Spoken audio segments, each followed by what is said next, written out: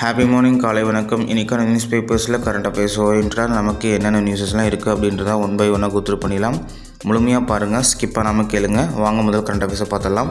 நம்ம கேட்குற எல்லா விஷயமும் எங்கேயோ ஏதோ ஒரு இடத்துல உங்களுக்கு கிளிக்காக தான் போகுது. ஸோ ஸ்கிப் பண்ணாமல் பாருங்கள்.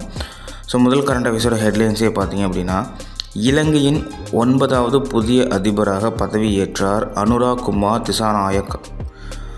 இலங்கையில் அதிபர் தேர்தல் முடிவடைஞ்சு இப்போ அனுராக் குமார் திசாநாயக் அப்படின்றவங்க அதிபராக வெற்றி பெற்று பதவியேற்றிருக்காங்க. அதோட தொடர்ச்சியாக பார்த்திங்கன்னா, இலங்கையோட 16வது பிரதமராக ஹரிணி அமரசூரியா அப்படின்றவங்க பதவியேற்றிருக்காங்க. அதிபராக அனுராக் குமார், பிரதமராக ஹரிணி அமரசூரியா.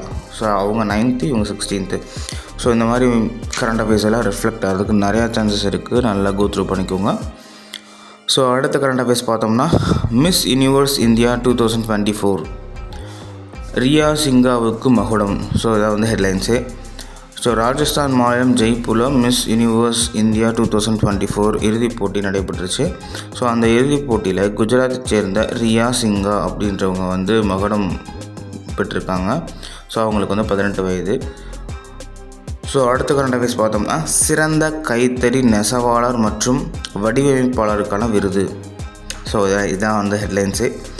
மாநில அளவில் பட்டு மற்றும் பருத்தி ரகங்களுக்கான சிறந்த வடிவமைப்பாளர் விருது மற்றும் சிறந்த இளம் வடிவமைப்பாளர் விருது கொடுத்துட்ருக்காங்க. இந்த ஆண்டுக்கு 12 விருதாளர்கள் இவங்க இதில் செலக்ட் ஆகியிருக்காங்க.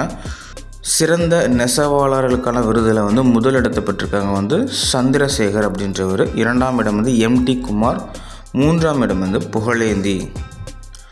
சிறந்த வடிவமைப்பாளருக்கான விருதில் பார்த்திங்கன்னா, முதல் குமாரவேலு, 2வது T பார்த்திபன், 3வது கமலவேணி அப்படின்றவங்க இந்த விருதை பெற்றிருக்காங்க. இன்றைக்கான மேஜர் கரண்ட் அஃபேர்ஸ் இவ்வளோ தான். நாளைக்கான கரண்ட் அஃபேர்ஸ் நாளைக்கு பார்ப்போம். தேங்க்யூ.